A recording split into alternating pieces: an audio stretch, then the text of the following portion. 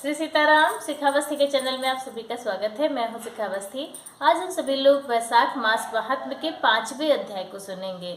चौथे अध्याय में हम सभी ने सुना कि किस विधि से स्नान किया जाता है और किस विधि से हम अपने पूर्वजों का तर्पण करते हैं। उसके बाद अब 5वें अध्याय में हम सभी लोग सुनेंगे कि किस विधि से सूर्य भगवान को अर्घ्य देना और माधव मास में भगवान माधव की पूजा किस विधि से हम सभी लोग करेंगे। तो चलिए अध्याय को शुरुआत करते हैं। अपने गुरुदेव भगवान गणेश भगवान और श्री नारायण भगवान का ध्यान करते हुए अपने अध्याय को सुनते हैं। तो वैशाख मास महात्म्य का 5वां अध्याय इस प्रकार से है। तो फिर अपने पितरों का तर्पण करने के बाद फिर सूर्य भगवान को अर्घ्य दान करना चाहिए। तो उसके लिए आपको विधि पूर्वक आचमन करके अपने आगे कमल की आकृति बनावें और सूर्य देव के नामों का उच्चारण करते हुए अक्षत, फूल, लाल चंदन और जल के द्वारा उन्हें यत्न पूर्वक अर्घ्य दें। अर्घ्य दान का मंत्र इस प्रकार से है। भगवान सूर्य आप विश्व रूप और पर ब्रह्म स्वरूप हैं। इन दोनों रूपों में आपको नमस्कार है। आप सहस्त्रों किरणों से सुशोभित और सबके तेज रूप हैं। आपको सदा नमस्कार है। भक्त वत्सल रुद्र रूपधारी आप परमेश्वर को बारंबार नमस्कार है। कुंडल और अंगद आदि आभूषणों से विभूषित पद्मनाभ आपको नमस्कार है। भगवान आप सोए हुए संपूर्ण लोगों को जगाने वाले हैं। आपको मेरा प्रणाम है। आप सदा सबके पाप पुण्य को देखा करते हैं। सत्यदेव आपको नमस्कार है। भास्कर मुझ पर प्रसन्न होइए। दिवाकर आपको नमस्कार है। प्रभाकर आपको नमस्कार है। इस प्रकार सूर्य देव को नमस्कार करके 7 बार उनकी प्रदक्षिणा करें। फिर द्विज, गौ और सुवर्ण का स्पर्श करके अपने घर में जाएं। वहाँ आश्रमवासी अतिथियों का सत्कार तथा भगवान की प्रतिमा का पूजन करें। राजन, घर में पहले भक्ति पूर्वक जितेंद्रिय भाव से भगवान गोविंद की विधिवत पूजा करनी चाहिए। विशेषतः वैशाख के महीने में जो श्री मधुसूदन का पूजन करता है उसके द्वारा पूरे 1 वर्ष तक श्री माधव की पूजा संपन्न हो जाती है। वैशाख मास आने पर जब सूर्य देव मेष राशि पर स्थित हो तो श्री केशव की प्रसन्नता के लिए उनके व्रतों का संचय करना चाहिए। अपने अभीष्ट की सिद्धि के लिए अन्न, जल, शक्कर, धेनु तथा तिल की धेनु आदि का दान करना चाहिए। इस कार्य में धन की कंजूसी उचित नहीं। जो समूचे वैशाख भर प्रतिदिन सवेरे स्नान करता, जितेंद्रिय भाव से रहता, भगवान के नाम जाप करता और हविष्य भोजन करता है वह सब पापों से मुक्त हो जाता है। जो वैशाख मास में आलस्य त्याग कर एक भुक्त यानी कि 24 घंटे में 1 बार भोजन करता है, नक्त व्रत केवल रात में 1 बार भोजन करता है अथवा अयाचित व्रत बिना मांगे मिले हुए अन्न का एक समय भोजन करता है, वह अपनी संपूर्ण अभीष्ट वस्तुओं को प्राप्त कर लेता है। वैशाख मास में प्रतिदिन 2 बार गांव से बाहर नदी के जल में स्नान करना, हविष्य खाकर रहना, हविष्य यानी कि थोड़ा भोजन करना, ब्रह्मचर्य का पालन करना, पृथ्वी पर सोना, नियम पूर्वक रहना, व्रत, दान, जप, होम और भगवान मधुसूदन की पूजा करना, ये नियम हजारों जन्मों के भयंकर पापों को भी हर लेते हैं। जैसे भगवान माधव ध्यान करने पर सारे पाप नष्ट कर देते हैं, उसी प्रकार नियम पूर्वक किया हुआ माधव मास का स्नान भी समस्त पापों को दूर कर देता है। प्रतिदिन तीर्थ स्नान, तिलों द्वारा पितरों का तर्पण, धर्म घट आदि का दान और मधुसूदन का पूजन ये भगवान को संतोष प्रदान करने वाले हैं। वैशाख मास में इनका पालन अवश्य करना चाहिए। वैशाख में तिल, जल, सुवर्ण, अन्न, शक्कर, वस्त्र, गौ, जूता, छाता, कमल या शंख तथा घड़े इन वस्तुओं का ब्राह्मणों को दान करें। तीनों संध्याओं के समय एकाग्रचित्त हो विमल स्वरूपा साक्षात भगवती लक्ष्मी के साथ परमेश्वर श्री विष्णु का भक्ति पूर्वक पूजन करना चाहिए। सामयिक फूलों और फलों से भक्ति पूर्वक श्री हरि का पूजन करने के पश्चात यथाशक्ति ब्राह्मणों को भी पूजा करनी चाहिए। पाखंडियों से वार्तालाप नहीं करनी चाहिए। जो फूलों द्वारा विधिवत अर्चन करके श्री मधुसूदन की आराधना करता है वह सब पापों से मुक्त हो परम पद को प्राप्त करता है। श्री नारद जी कहते हैं, राजेंद्र सुनो, मैं संक्षेप से माधव के पूजन की विधि बतला रहा हूँ। महाराज, जिनका कहीं अंत नहीं, जो अनंत और अपार हैं, उन भगवान अनंत की पूजा विधि का अंत ही नहीं है। श्री विष्णु का पूजन 3 प्रकार का होता है, वैदिक, तांत्रिक तथा मिश्र। तीनों के ही बताए हुए विधान से श्री हरि का पूजन करना चाहिए।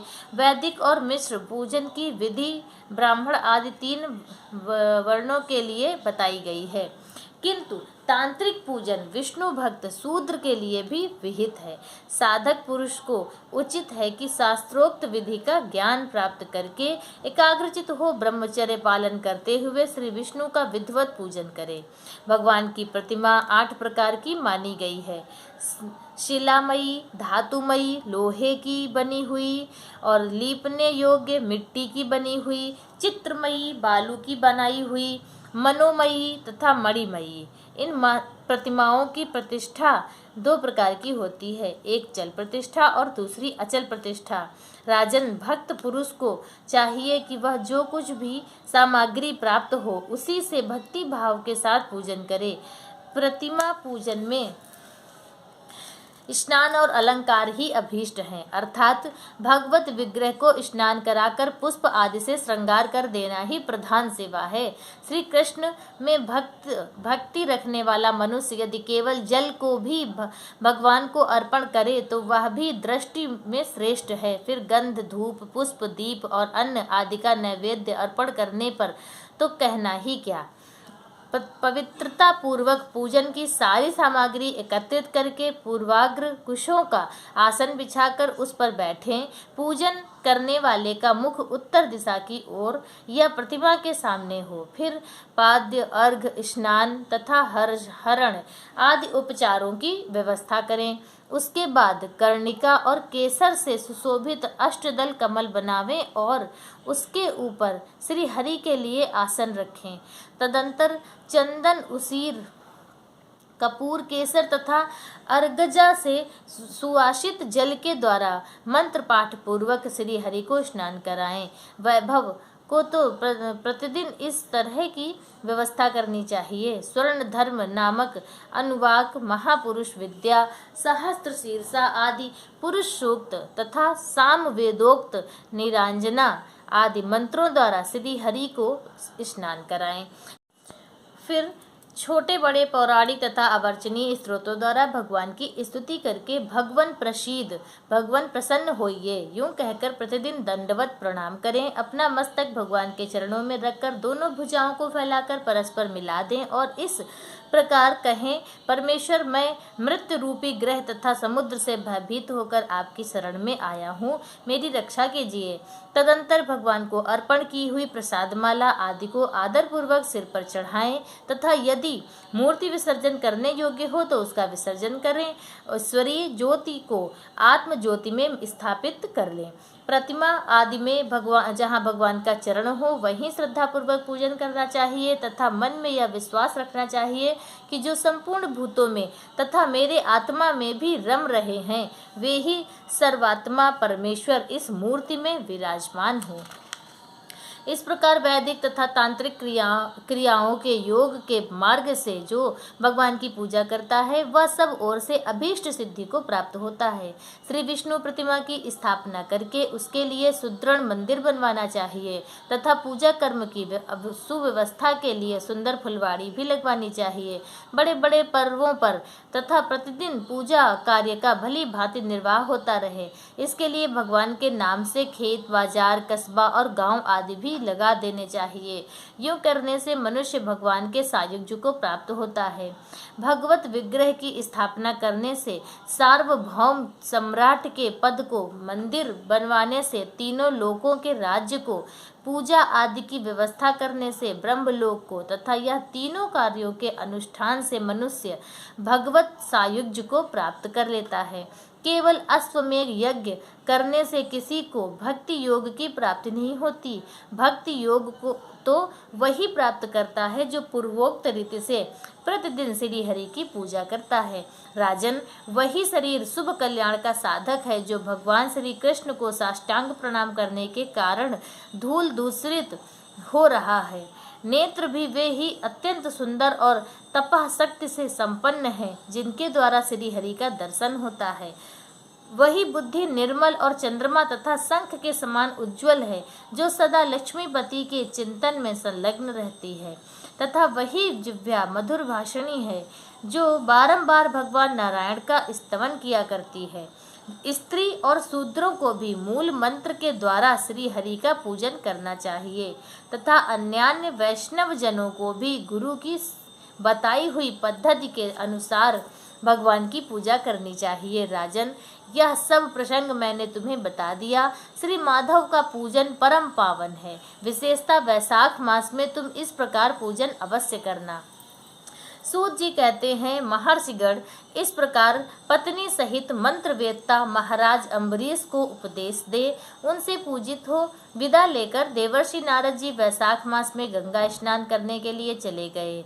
लोक में जिनका पावन सुयश फैला हुआ था उन राजा अम्बरीश ने भी मुनि की बताई हुई वैशाख मास की विधि का पुण्य बुद्धि से पत्नी सहित पालन किया।